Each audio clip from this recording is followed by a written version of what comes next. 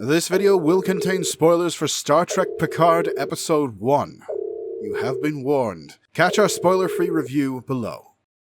Hey everyone, my name is Ensign Adam and welcome to Trek Central.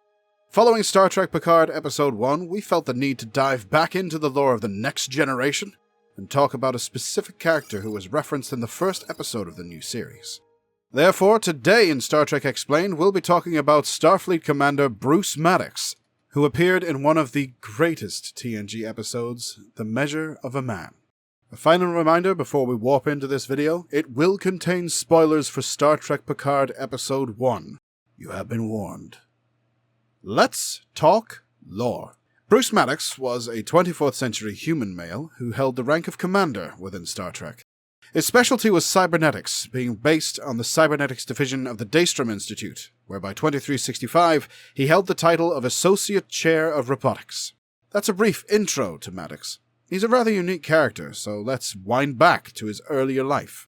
In the year of 2341, Maddox was deeply embedded into his research, so much so that Starfleet Academy asked him for advice on a certain individual's admission. That individual was the Soong-type android we know as Data. Starfleet were debating if Data could be admitted to the Academy or not. Eventually they made their decision, but not before Maddox could object.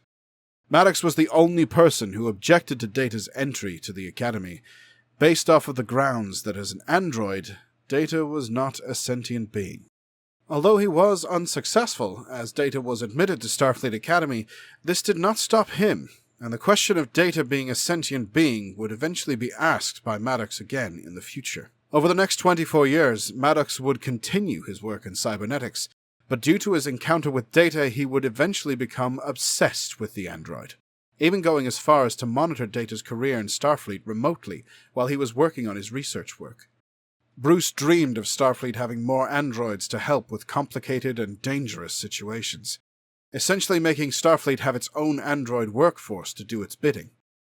This dream led him to study Data, but also his creator, Dr. Noonien Soong's work, very, very closely, hoping to replicate or at least continue what Soong had started with Data.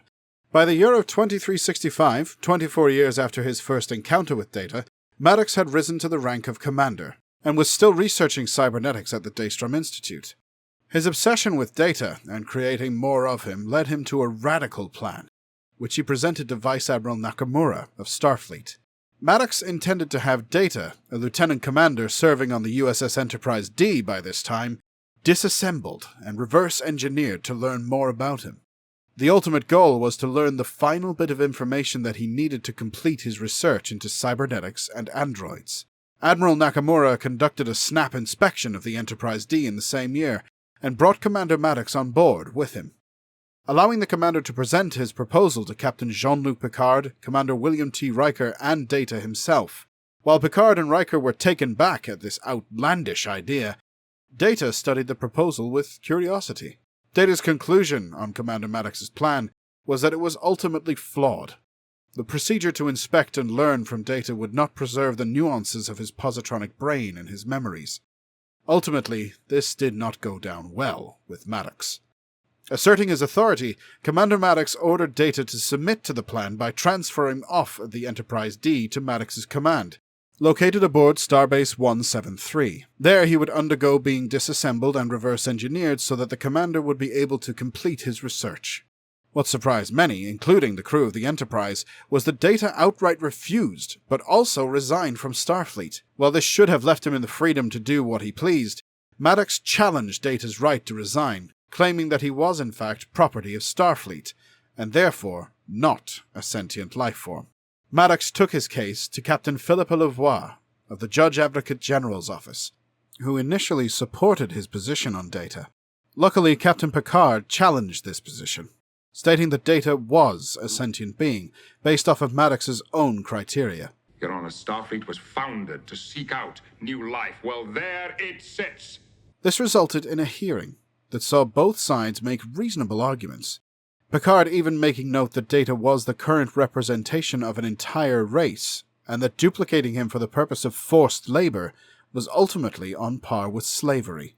After much debate between the two sides, and Captain Lavoie hearing both sides equally, she made her decision. She supported Captain Picard, and ruled that Data ultimately was a sentient being, and therefore had full rights under Federation law. The result crushed Maddox, as his research would now be set back even further, just when he was on the verge of a possible breakthrough with Data. As he did not have emotions at this time, Data did not hold a grudge or was angry at all with Maddox, and therefore encouraged him to continue his research into cybernetics and synthetic lifeforms.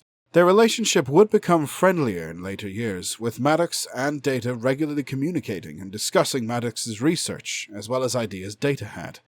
Taking a step out of the Star Trek universe for a moment, if you're new to the world of Star Trek with the brand new show Picard, then I highly recommend watching the original episode Maddox is featured in. Star Trek TNG's The Measure of a Man is an episode that many will tell you is up there in the top 5. For me personally, it's number 2. The way it challenges Data's rights as an android but also as a sentient being are extremely well written. We also see Picard standing up for one of his officers, as any good captain would. If you're looking to understand the references of synthetics and Commander Maddox himself from Episode 1 of Star Trek Picard, then make sure to watch this episode for yourself.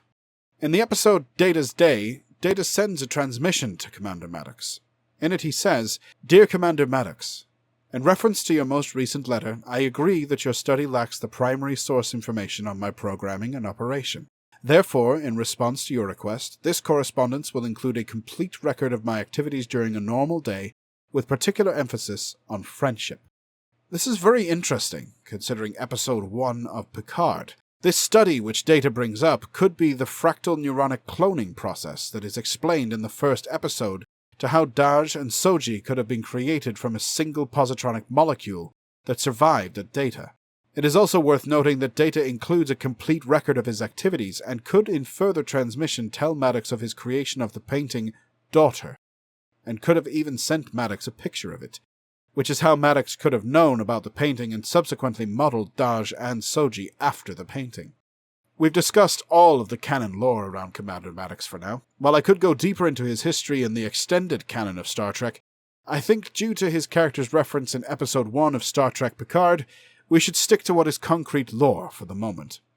Should you wish to read his extended non-canon information, we've left the link to Memory Beta via the video description. So, talking about the Picard series. Episode 1 revealed a connection to Bruce Maddox and his research into cybernetics and synthetic lifeforms. Also that he was researching what remained of B4, an original prototype of Lieutenant Commander Data. We don't have much information right now about what happened with the synthetic lifeforms in the Picard show. We know before the show's setting that the synthetics that Bruce Maddox had a hand in working on went rogue. In doing so, they lowered the planetary defense grid of Mars and attacked, destroying Utopia Planitia and the Federation's relocation fleet that they were building for the Romulan people. In the ensuing chaos, the rogue synthetics ignited the fuel lines and Mars' atmosphere, causing the planet to still be engulfed in flame by the year of 2399. The total loss of life was approximately 92,143 lives. A crippling blow to the Federation, Starfleet, and also the Romulan relocation efforts. Following this brutal attack, the Federation and Starfleet put a ban on synthetic life forms, putting a halt to Maddox's research as he and his team at the Daystrom Institute could no longer build a physical synthetic, only being able to research theoretically. With his work stopped and his goal now seeming even further away than when he began, Maddox lost hope and eventually disappeared. When retired Admiral Jean-Luc Picard visited the Daystrom Institute in Okinawa and spoke with Dr. Agnes Jurati about synthetic lifeforms, specifically Daj, Jurati mentioned that no one had seen Maddox in years, informing Picard that he had simply disappeared, following the ban on synthetics. Jurati mentioned that she had tried to find Maddox, but apparently with no luck. While we've only learned a fragment of what Maddox was up to in the years between Star Trek Nemesis and Star Trek Picard, I have a feeling later episodes of the series will dive into this and explore it more, maybe even having Jean-Luc Picard find Maddox. We certainly need to learn more about the synthetic lifeforms and his role in creating them. Looking towards speculation in relation to Maddox and the story of Star Trek Picard, we need to look closer to Daj and her sister, Soji. The necklace of the sisters represents fractal neuronic cloning, an idea of Maddox's. The theory was that a synthetic's entire memories and code could be reconstituted from a single positronic neuron. Picard speculated that some essence of Data is somehow alive, based off of Maddox's theory. It's then linked that Dahj is modelled on Data's painting from 2369. It's then that Jurati reveals that these synthetics created via fractal neuronic cloning are made in pairs. Dahj and Soji represent the proof of Maddox's theory in some capacity. Ultimately, until the story moves forward with new episodes of Star Trek Picard, we won't know more. Hopefully we've given you an intro to Commander Bruce Maddox and his connection with the story of Data and Jean-Luc Picard. Whether he shows up in Star Trek Picard is yet to be seen. Hopefully he does, as it will be a massive link to the next generation. But there we have it, everyone. That's Commander Bruce Maddox, explained in the Star Trek universe. If you like our series on this, consider checking out our other videos explaining the Star Trek universe. Should you want to keep up to date with all things Star Trek Picard and more, then make sure to subscribe to Trek Central right here on YouTube. We'll be posting brand new videos on Picard, the latest Star Trek news, reviews, and much more. All our social media links are available in the description below. I've been Ensign Adam. Thanks for watching, and I'll see you next time.